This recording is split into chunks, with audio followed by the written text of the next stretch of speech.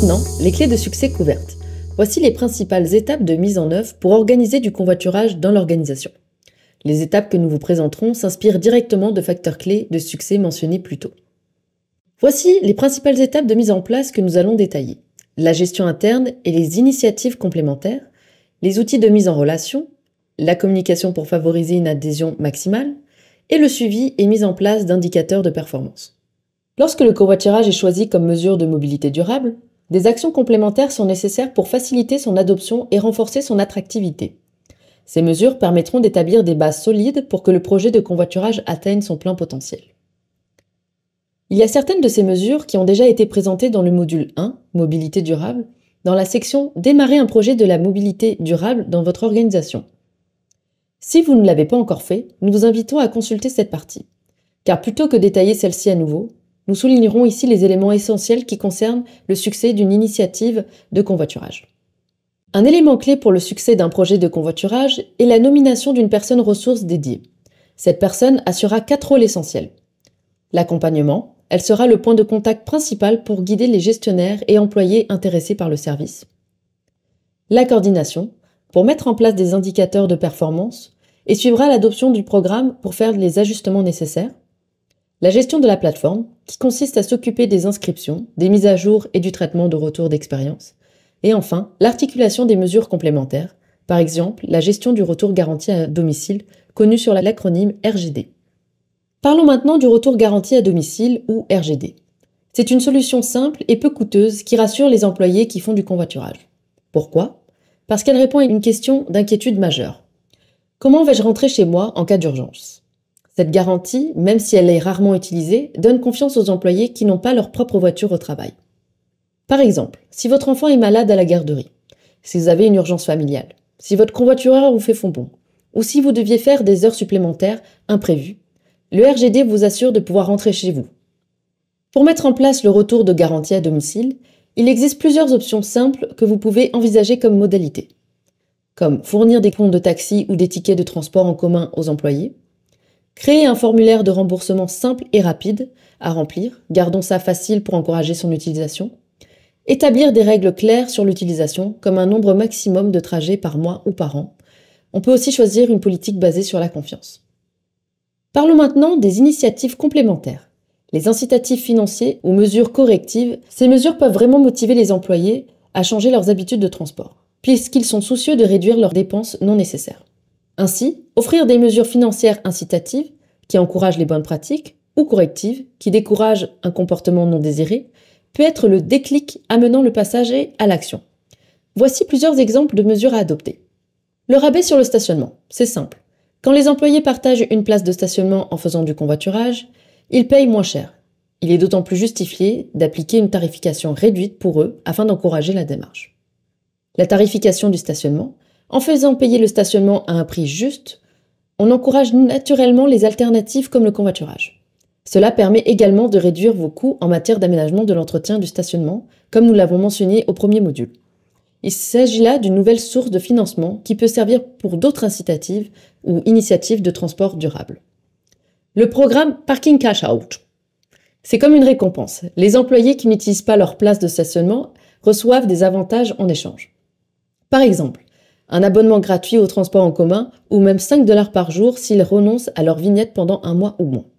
Bien que cela représente un coût initial pour l'employeur, la réduction progressive de la demande en stationnement permet d'éviter des dépenses plus coûteuses sur le long terme, comme l'entretien, l'aménagement ou l'agrandissement des infrastructures.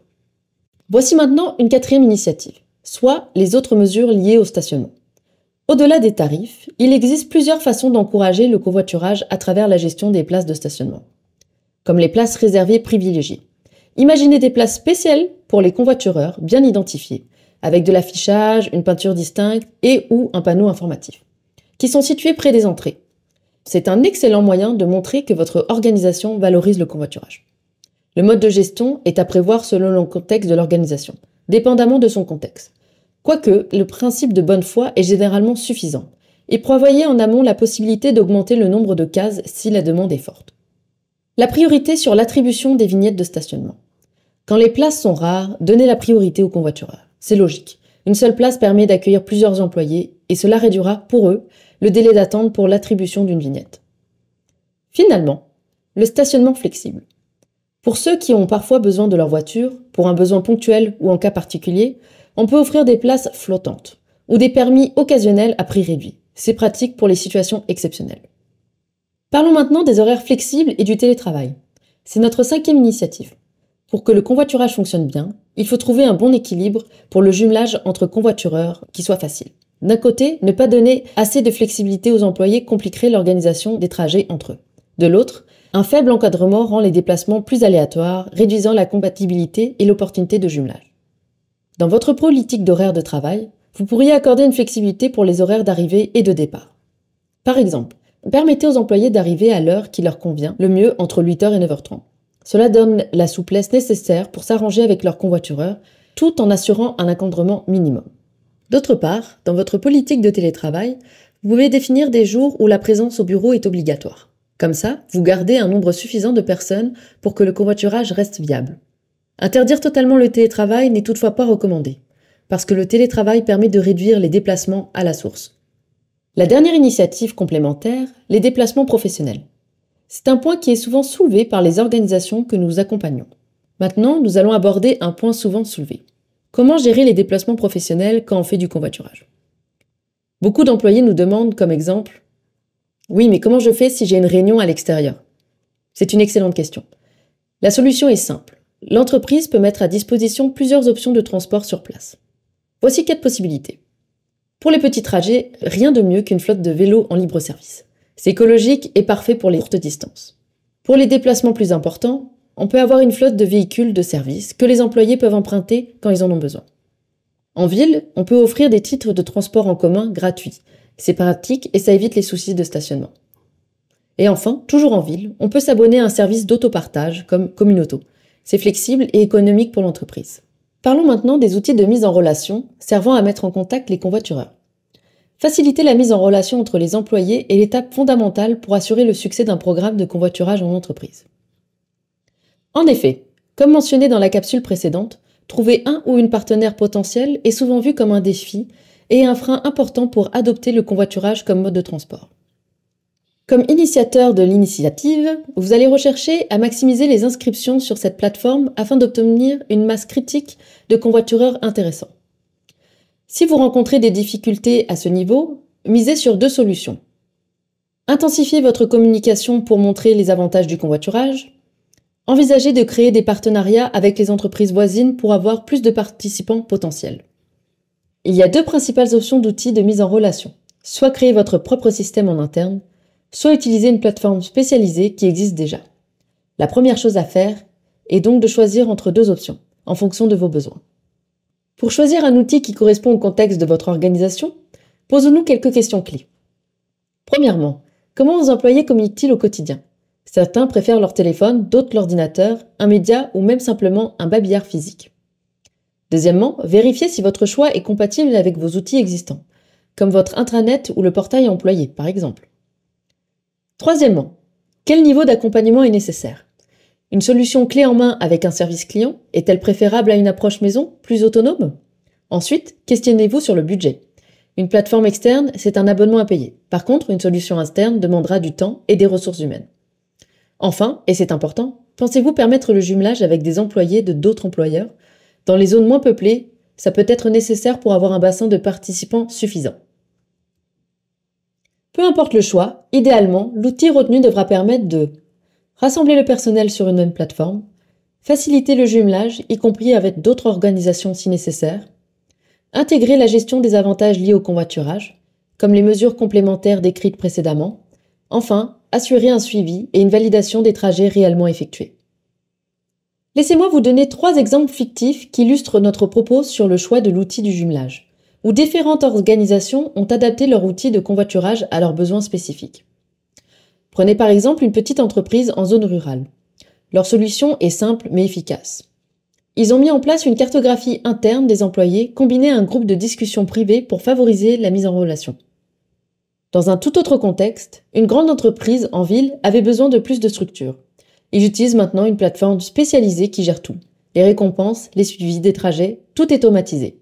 Et pour finir, Plusieurs employés d'une même zone industrielle se sont regroupés pour utiliser une seule plateforme. Résultat, les employés de différentes entreprises peuvent convoiturer ensemble. Finalement, peu importe l'outil choisi, un suivi régulier par la personne ressource est nécessaire. Pour que tout roule comme sur des roulettes, voici les 3 missions essentielles de votre personne ressource. Assurer un suivi régulier et demeurer accessible pour répondre aux questions, les vôtres comme ceux des utilisateurs. Pensez à elle comme votre GPS du convoiturage. Créer un guide simple et efficace. Votre personne ressource devra mettre en place un manuel pratique, façon mode d'emploi pour les nuls, pour que tout le monde s'y retrouve facilement. Et bien sûr, elle vous tiendra au courant des nouveautés. Planifiez les différentes étapes du projet, de la sélection des outils jusqu'à leur maintenance, en passant par le grand lancement et la communication continue. Elle devra être capable de tout coordonner pour que l'expérience du convoiturage soit un véritable succès.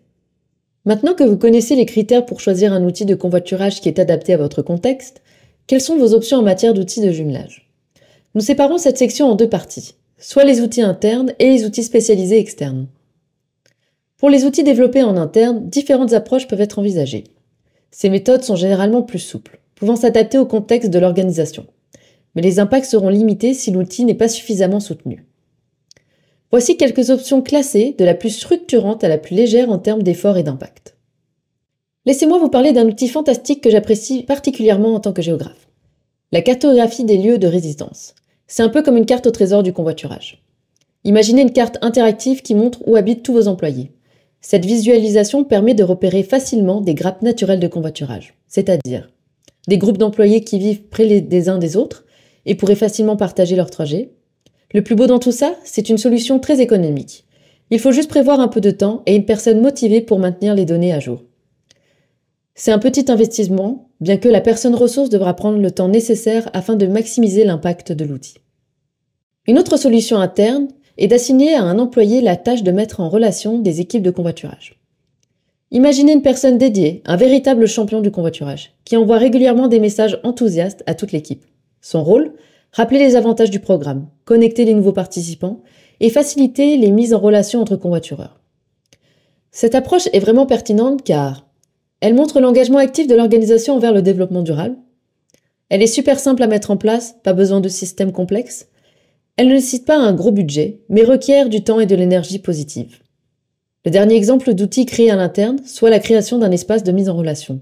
Imaginez un espace convivial où les convoitureurs peuvent facilement se connecter, que ce soit via un groupe Facebook dynamique, une section dédiée sur l'intranet ou un simple tableau d'affichage. L'important est de créer un lieu où chacun peut partager son intérêt pour le convoiturage et préciser son quartier de résidence. Et pour briser la glace, rien de mieux qu'un bon repas entre collègues. Organisez des déjeuners covoiturage, où les gens peuvent se rencontrer en personne, discuter et créer des liens. C'est une excellente façon de créer une atmosphère de confiance avant de convoiturer, levant ainsi un frein au convoiturage, soit le sentiment d'insécurité. Parlons maintenant des plateformes externes et clés en main de covoiturage. C'est une option qui peut être plus performante et simplifier la gestion de l'initiative. Vous connaissez peut-être déjà Amigo Express ou Poporide. Ces services sont géniaux pour les trajets interurbains. Mais il existe des plateformes spécialement conçues pour le convoiturage quotidien domicile-travail. Et elles proposent parfois des forfaits entreprises sur mesure. D'ailleurs, pour mieux comprendre toutes ces options, je vous laisse la parole à Alexandra, coordonnatrice chez Mobilité, qui va vous en dire plus. Nous regarderons justement ensemble aujourd'hui ces principales plateformes qui sont spécifiquement conçues pour organiser le covoiturage sur une base plus fréquente et locale. Je tiens toutefois à vous préciser que celles que je vais vous présenter concernent surtout les employeurs, bien qu'elles puissent être considérées à une plus imposante échelle comme celle d'une municipalité ou d'une MRC. Peu de développeurs hormis covoiturage.ca, dans une certaine mesure pendant un temps, et Greenplay, depuis plus récemment, ont investi le milieu touristique et événementiel, laissant surtout la place à des outils européens pas toujours adaptés à notre contexte spécifique. Je vais ainsi vous présenter 4 plateformes de covoiturage de la façon la plus neutre possible, en fonction de leurs principales spécificités et des incitatifs qu'elles peuvent prendre en main. Comme vous le savez déjà maintenant, travailler le covoiturage au sein de son organisation nécessite plus que seulement un outil de jumelage, mais également la mise en place de plusieurs solutions complémentaires, de plusieurs incitatifs pour favoriser un changement de comportement durable vers le covoiturage. Le monde du covoiturage évoluant assez rapidement, je tiens à vous préciser que les 4 plateformes que je vais vous présenter existaient toujours en date du 23 avril 2025, moment de tournage de la présente capsule. Avant de débuter, sachez qu'il y a certaines organisations qui ont choisi de développer une solution à l'interne, encore plus poussée que ce que ma collègue vous a présenté plus tôt. Elles l'ont fait en faisant affaire directement avec une ressource interne en TI ou avec un partenaire externe si elles n'ont pas cette ressource. Et elles peuvent arriver à obtenir une plateforme assez semblable avec ce qu'on trouve sur le marché. C'est un choix que certaines organisations ont fait pour ne pas se tourner vers les plateformes externes que je vais vous présenter, et ce pour différentes considérations, surtout pour être en mesure de prendre elles-mêmes en main les potentiels enjeux de sécurité et de confidentialité. Ces organisations développent donc leurs propres solutions technologiques qui peuvent en venir également à gérer différents incitatifs et mesures complémentaires. Toutefois, les plateformes que nous vous présentons maintenant ont déjà fait leurs preuves, elles sont clés en main et elles sont prêtes à l'utilisation immédiate, moyennant certains ajustements de personnalisation. Leur coût est également généralement bien moindre. Donc, ces 4 plateformes de covoiturage, classées par ordre alphabétique, sont Allons Covoiturage, développé par Greenplay, Amigo Local, développé par Covoiturage Amigo Express, covoiturage.ca, développé par une entreprise du même nom, et Fairmove, développé par Mobilité Canada. Vous pouvez voir dans la dernière ligne du tableau quelques exemples de clients qui possèdent chacune de ces 4 plateformes. Nous avons choisi de vous présenter ces 4 options puisqu'elles sont disponibles sur l'ensemble du territoire québécois, ce qui peut être un gros plus pour des organisations qui ont des installations dans plusieurs régions administratives. Je tiens toutefois à vous préciser que sur certains territoires, notamment au Bas-Saint-Laurent, des outils régionaux ont été mis en place. Dans ce cas-ci, Embarque Bas-Saint-Laurent. Si vous êtes un employeur localisé dans cette région particulière, nous vous conseillons évidemment de vous tourner vers votre initiative régionale Embarque Bas-Saint-Laurent. Donc, si on en revient à nos moutons, vous pouvez constater vous-même à l'écran que ces 4 options se ressemblent en matière de clientèle ciblée et de type de trajet. La différence réside principalement dans le support d'interface. Amigo Local et covoiturage.ca étant surtout supportés sur un site web, tandis que Allons Covoiturage est aussi disponible sur application mobile et que Fairmove est seulement disponible sur application mobile. Petite précision également, Fairmove est une application ayant pour mission la gestion du stationnement et de la mobilité. Elle n'est donc pas seulement une plateforme de covoiturage, le covoiturage constituant un volet de celle-ci, bien qu'elle puisse être utilisée en ce sens par les employeurs. La sécurité étant un élément important dans la mise en place d'une plateforme de jumelage, chacun des 4 outils comporte des dispositifs pour assurer la sécurité des covoitureurs, dont la validation et la vérification du permis à l'inscription, de même qu'une série d'autres critères que vous pouvez voir à l'écran. Amigo Local diverge des autres outils par le fait que son service n'est pas personnalisable, étant actuellement un site web disponible d'emblée à l'échelle du Québec. Il n'y a donc pas de possibilité d'exclusivité de cette plateforme à une seule organisation, élément envisageable du côté des autres outils. Petite précision également, du côté de Allons Covoiturage, il est possible de partager une licence à plusieurs organisations, un élément qui est même encouragé par son développeur. Comme mentionné précédemment, il n'est pas possible de personnaliser le service d'Amigo Local, donc les vignettes de stationnement ou autres incitatifs spécifiques à un employeur en particulier ne peuvent pas y être intégrés.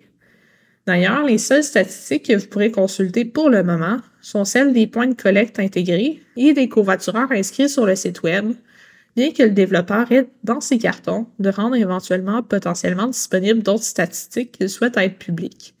Dans le cas des 3 autres options, il est possible d'avoir accès à différentes statistiques, selon nos besoins, dans certains cas, avec covoiturage.ca uniquement en sélectionnant certains forfaits. Finalement, presque toutes les plateformes peuvent assurer la gestion du retour garanti à domicile en cas d'urgence, une solution complémentaire dont nous avons déjà discuté dans les capsules et modules précédents. Les frais d'utilisation pour les covoitureurs varient d'une plateforme à l'autre, hormis pour Amigo Local qui est gratuit pour l'employeur. Le prix et les modalités de paiement pour l'employeur varient en fonction de différents critères qui sont propres à chacun des développeurs. Si vous souhaitez aller de l'avant avec une plateforme externe, nous vous conseillons donc de rencontrer quelques-uns des développeurs pour obtenir une présentation en bonne et due forme de leur solution, ainsi qu'une soumission précise dans le contexte de votre organisation et de vos besoins très particuliers, ainsi que de ceux de vos employés. Peu importe la solution que vous choisirez pour faciliter le covoiturage chez vos employés, Il est bien important de prendre un moment pour lister vos critères de sélection.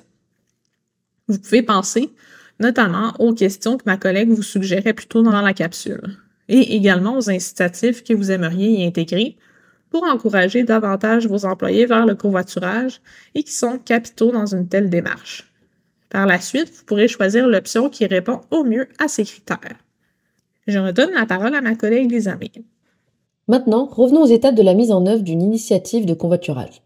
La troisième étape, c'est la communication. Bien que nous ayons un module entier dédié aux stratégies de communication, je vais vous partager quelques astuces spécifiques au covoiturage qui font vraiment la différence. Une communication bien pensée peut transformer votre programme de covoiturage en véritable succès. Elle vous permet non seulement d'attirer de nouveaux participants, mais aussi de garder tout le monde motivé sur le long terme. C'est un peu comme le carburant qui fait tourner le moteur de votre projet, ou la force qui fait avancer vos roues. Vous savez pourquoi la communication est si importante dans un projet de covoiturage ? C'est simple. Il nous faut d'abord des participants pour que ça fonctionne vraiment bien. C'est ce qu'on appelle la masse critique. C'est comme une boule de neige qui grossit en dévalant la pente. Au début, c'est petit, mais plus elle roule, plus elle prend de l'ampleur. C'est un cercle vertueux qui s'auto-alimente. Pour garantir l'atteinte de cette masse critique, faites connaître, valorisez et soutenez l'initiative à long terme, comme nous l'avons vu dans le deuxième module de notre plateforme de formation. Et n'oubliez pas, la communication, ce n'est pas un sprint, c'est un marathon. Il faut maintenir l'effort de façon continue, et pas seulement de façon ponctuelle. Voici 6 actions concrètes à intégrer dans votre stratégie de communication et qui vont faire décoller votre programme de covoiturage. Première action. Intégrer le covoiturage aux communications internes. Profitez de chaque occasion, réunion, bulletin d'infos, discussion d'équipe, pour mettre le covoiturage sous les projecteurs. Deuxième action. Rendez le covoiturage visible et attirant. Imaginez des panneaux qui indiquent les places réservées aux covoitureurs. Et n'oubliez pas les petits bonus, places de stationnement privilégiées, récompenses, qui peut résister à ça. Troisième action. Simplifions la vie de tout le monde, facilitez à l'accès à l'information. Par exemple, dès qu'un nouvel employé arrive, hop, il reçoit toutes les infos sur le covoiturage dans sa trousse d'accueil et sur l'intranet de l'organisation. Quatrième action. Célébrez vos champions, valorisez les ambassadeurs. Ces covoitureurs passionnés qui adorent partager leur expérience, ce sont vos meilleurs ambassadeurs. Mettez-les en avant, ils sont votre plus belle publicité et ils méritent d'être encouragés. Cinquième action. Faites-en une fierté d'entreprise. Positionnez le covoiturage comme une valeur organisationnelle. Le covoiturage, ce n'est pas qu'un mode de transport. C'est votre engagement vers votre responsabilité sociale et environnementale. Et c'est un bon moyen de se démarquer avec les tendances du moment. Et pour finir, en beauté, créez des opportunités d'essai. Organisons des défis ludiques et conviviaux ou des petits concours pour inciter les personnels à tester le covoiturage. Rendez le covoiturage ludique pour encourager le personnel à en faire l'essai, en plus de fidéliser les utilisateurs actuels. En somme, l'objectif, c'est de faire du covoiturage quelque chose de naturel, facile et même divertissant. Pour en savoir plus, je vous invite à consulter le module 2. Et pour terminer sur une note importante, la quatrième et dernière étape. Une fois votre projet bien lancé, il faut garder un œil attentif sur sa réussite et ajuster vos actions si nécessaire. Comment ? C'est simple. Il s'agit de mesurer à l'aide d'indicateurs l'adoption de la solution, son impact et la satisfaction des utilisateurs. Voici les indicateurs que nous vous proposons pour assurer ce suivi. Premier indicateur, l'intérêt initial des employés pour le covoiturage. Combien de personnes sont curieuses et intéressées ? C'est votre premier thermomètre pour voir si votre communication fonctionne. Deuxième indicateur, les inscriptions sur l'outil de jumelage. Comptez le nombre de personnes qui s'inscrivent sur votre outil de covoiturage. C'est comme prendre le pouls de votre programme. Troisième indicateur, le nombre d'équipages actifs, le plus important. Combien de groupes de covoiturage se forment et continuent réellement à partager leur trajet ? C'est ça qui vous montre que ça roule. Quatrième indicateur, le taux d'utilisation de stationnement réservé. Si vous avez des places de parking dédiées au covoiturage, sont-elles bien utilisées ? C'est un excellent baromètre de succès. Et c'est un bon moyen de juger la nécessité de s'ajuster. Cinquième indicateur, le bonheur des covoitureurs. Faites des petits sondages réguliers pour s'assurer que tout le monde est content et pour identifier ce que vous pouvez améliorer. En somme, n'oubliez pas le quatrième facteur de succès. La patience est votre meilleur allié. N'oubliez pas que les changements de comportement nécessitent du temps, en particulier pour une initiative de covoiturage où nous cherchons à atteindre une masse critique de covoitureurs. Et gardez un œil régulier sur ces indicateurs. Restez à l'écoute des retours. Ajustez votre approche aux besoins. C'est comme ça qu'on construit un programme qui dure.